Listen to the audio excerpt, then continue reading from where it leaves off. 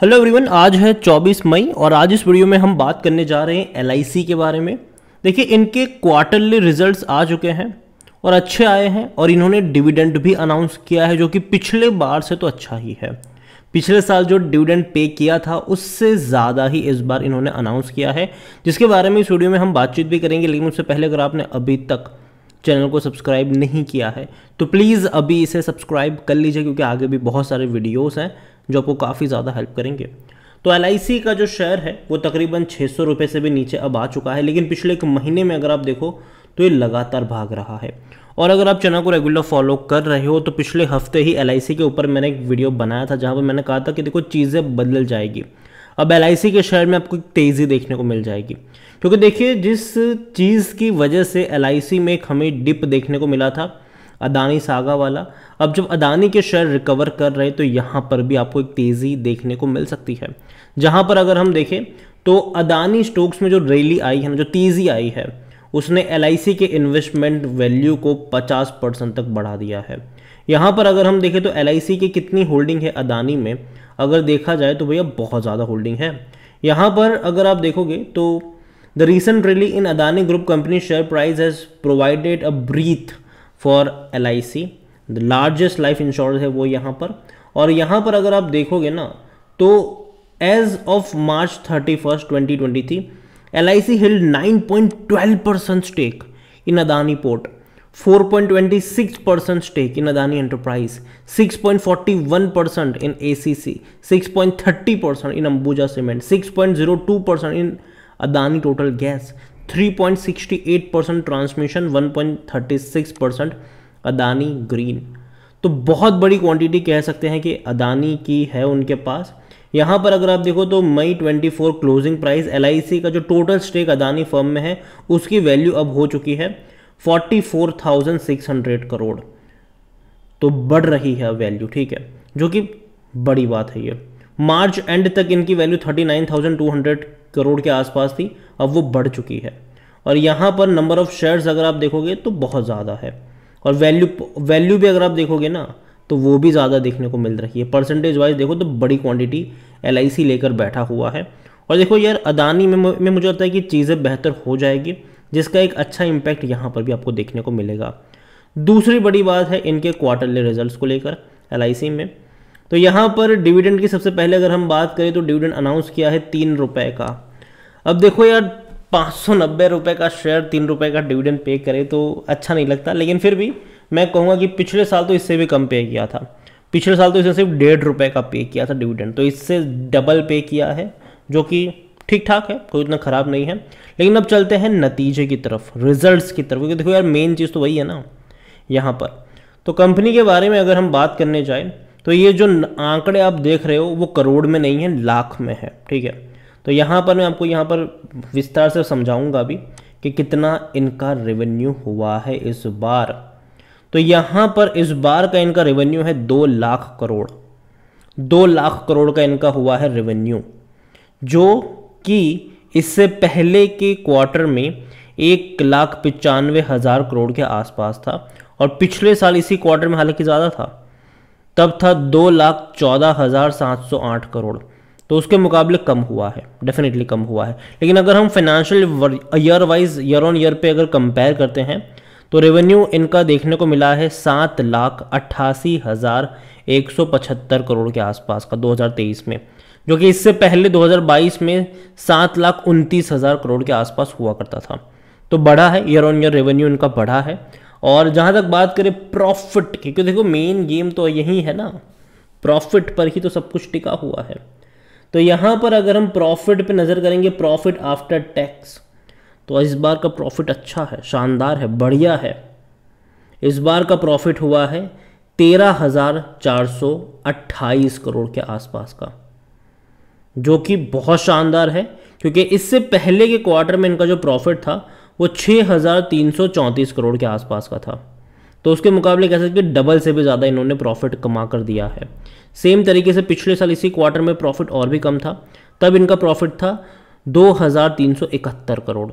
तो देखा जाए तो बहुत बड़े पैमाने पर प्रॉफिट में बढ़ोतरी हुई। इवन अगर हम ईयर ऑन ईयर बेस पे भी कंपेयर करेंगे तो प्रॉफिट बहुत ज़्यादा है।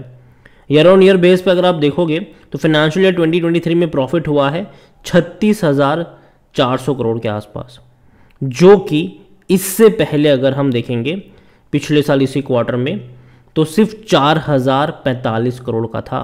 तो 4,045 करोड़ का प्रॉफिट सीधा 36,000 करोड़ पे चला गया, जो कि अच्छी बात है। पिछले कुछ क्वार्टर बेहतर रहे कंपनी के लिए। अगर आप देखोगे तो सबसे हाईएस्ट प्रॉफिट जो था वो हमें देखने को मिल रहा था यहाँ सितंबर क्वार्टर में, तब 15,855 करोड़ था। इस बार बाद में कम हुआ, 6,300 करोड़ रहा, लेकिन इस बार बढ़ के वापस 13,000 करोड़ पर पहुँच चुका, जो कि अच्छी बात है, अच्छी बात है। तो रिजल्ट्स मेरे हिसाब से ख़राब नहीं है, अच्छे रिजल्ट्स हैं। और देखो जिस अदानी की वजह से गिरावट देखने को मिल रही थी, अब वो भी भैया मज़े में है, तो मेरे हिसाब से कोई उतनी बड़ी दिक्कत नहीं है। लेकिन हाँ, एक चीज़ है जो परेशान अभी भी कर सकती है बाज़ार को, और वो है यूएस से आ रही हुई अपडेट्स।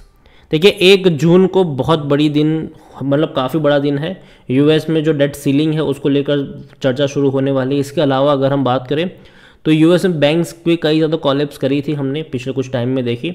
अगर आगे ऐसा भी कुछ होता है तो भैया वापस असर एलआईसी पे क्यों पड़ेगा इसका? क्योंकि देखो अगर इसकी वजह से इंडियन बाज़ार 5-10% का करेक्शन दिखाते हैं तो कहीं ना कहीं एलआईसी सिर्फ इंश्योरेंस तक सीमित नहीं है। एलआईसी वो कंपनी है जो भारत का सबसे बड़ा इन्वेस्टर है। ये कई सारी कंपनियों में निवेश करके बैठा है। जैसे कि अदानी जब गिर रहा था तो असर यहाँ पर भी आया, क्योंकि बहुत बड़ा इन्वेस्टमेंट ये अदानी में भी करके बैठे हुए थे। सेम तरीके से अगर पूरा बाजार गिरता है तो कहीं ना कहीं इनका जो इन्वेस्टमेंट वैल्यू है वो भी गिरता हुआ नज़र आ सकता है। लेकिन फिर भी मैं मानता हूँ कि देखो यार, इंडियन ग्रोथ स्टोरी बहुत स्ट्रांग रहने वाली है आने वाले दौर में, और एलआईसी का जो इन्वेस्टमेंट है मैं मान के चलूँगा कि यार बढ़ता रहेगा आने वाले दौर में डेफिनेटली। और दूसरी बात, जो आईडीबीआई बैंक में हिस्सेदारी बेचने को लेकर कर है, अगर कोई बड़ा प्लेयर आ जाता है आईडीबीआई बैंक को खरीदारी करने के लिए तो वो भी एक पॉजिटिव एंगल होगा एलआईसी के लिए भी, क्योंकि एलआईसी भी अपनी बहुत बड़ी होल्डिंग बेच रहा है और बेचने के बाद भी उसके पास बहुत बड़ी क्वांटिटी रहेगी, तो उसका इन्वेस्टमेंट भी बढ़ जाएगा अगर शेयर प्राइस बढ़ता है तो। वॉल्यूम देखा जाए तो 25 लाख के आसपास देखने को मिल रहे हैं। और जहाँ तक बात करी जाए एलआईसी में, तो according to Moneycontrol user 14% लोग कह रहे हैं कि बेचो और भाग जाओ, 83% लोग कह रहे हैं खरीदारी करो, 3% लोग कह रहे हैं होल्ड करो। डिविडेंड अगर आप देखो तो पिछले साल इसने पे किया था 1.5 रुपये का, इस बार पे कर रहा है 3 रुपये का, बढ़ा रहा है। उम्मीद करेंगे कि आगे और भी बढ़ाए, और क्योंकि पैसा तो कमा रहा ही है। और जहाँ तक बात करी जाए कंपनी को लेकर, तो भैया कंपनी में इसका जो पी रेशियो है वो 14 का है, सेक्टर पी 16 का है। उतना ज़्यादा सस्ता नहीं है, लेकिन अगर मान लीजिए कि यहाँ से अगर ये 700 की रेंज में चला जाता है तो फिर ये महंगा हो जाएगा, तब मत खरीदना भैया, क्योंकि तब ये महंगा हो जाएगा। और देखो सरकारी कंपनियाँ ना बड़े हाई पी पे ट्रेड करते हुए अच्छी नहीं लगती है।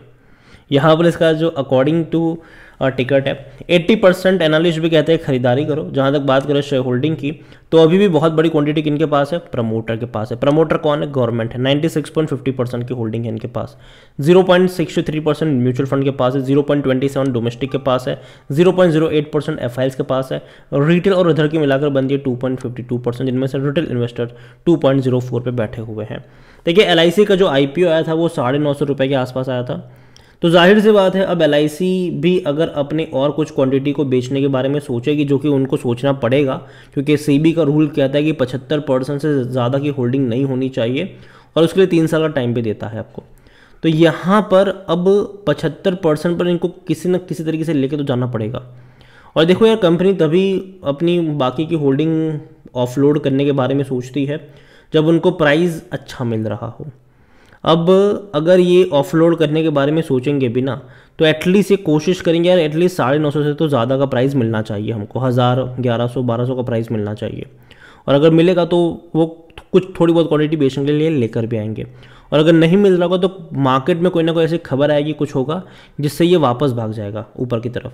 तो देखो यार, पहली चीज़ तो है कि कंपनी अच्छी है और इंडिया का सबसे बड़ा इन्वेस्टर है, मुझे इनका वो बिज़नेस पसंद आ रहा है। साथ में साथ इंश्योरेंस की अगर मैं बात करूँ इनके बिज़नेस की, तो डेफिनेटली इनका मार्केट शेयर कम तो हो रहा है, लेकिन आने वाले दौर में मैं ये भी मान के चल रहा हूँ कि इंश्योरेंस बिजनेस में अच्छा पोटेंशियल होगा। लोग इंश्योरेंस लेंगे, डेफिनेटली लेंगे लोग, और कहीं ना कहीं इनका मार्केट शेयर घट ज़रूर रहा है, लेकिन फिर भी एक बहुत बड़ा मार्केट शेयर ये अभी भी लेकर बैठा हुआ है। तो रेवेन्यू प्रॉफिट्स अच्छा जनरेट कर सकता है ये, बस सरकार की ज़्यादा दखल अंदाजी यहाँ पर नहीं होनी चाहिए। बाकी इतना ही कहूँगा, नज़र होनी चाहिए। रिजल्ट्स आए हैं, अच्छे आए हैं। अदानी की जो तेज़ी देखने को मिली है अच्छी है इस कंपनी के लिए, और डेफिनेटली मैं उम्मीद करूँगा कि एलआईसी दोबारा से एक बड़ी रफ्तार की तरफ जाए। मेरी बाइंग रिकमेंडेशन ज़रूर है LIC में, लेकिन साथ में ये भी ऐड करूँगा कि बाज़ार की जो कंडीशन होगी वो बहुत ज़्यादा असर करेगी यहाँ पर कि भैया बाज़ार कैसे मूड में रहेगा। लेकिन बीच बीच में थोड़े बहुत झटके लगते रहेंगे आपको, और उसी झटके में आपको थोड़ी थोड़ी क्वांटिटी ऐड करने के मौके ढूंढने चाहिए। थोड़ी सी क्वांटिटी ऐड करना, बाकी की क्वांटिटी अगर थोड़ी बहुत और गिरावट आती है तो एवरेज करके मौके बनने चाहिए। हाँ, अगर 700 से ऊपर निकलेगा मत खरीदना, तब अभी चाहो थोड़ा बहुत ऐड कर सकते हो, और अगर मान लो कि आगे थोड़ी बहुत और गिरावट आती है तो एवरेज करके चल सकते हो लॉन्ग टर्म के लिए। मैं डेफिनेटली मान रहा हूँ कि आने वाले 1 साल के अंदर ये आपको 700 से 750 के आसपास ट्रेड करता नज़र आ सकता है। वीडियो को यहीं पे एंड करूँगा। पसंद आया हो तो लाइक करो, शेयर करो, चैनल अगर पहली बार हैं तो प्लीज़ सब्सक्राइब करें, और LIC के बारे में आप क्या सोचते हैं वो भी आप मुझे कमेंट में लिख के बता सकते हैं। Thank you.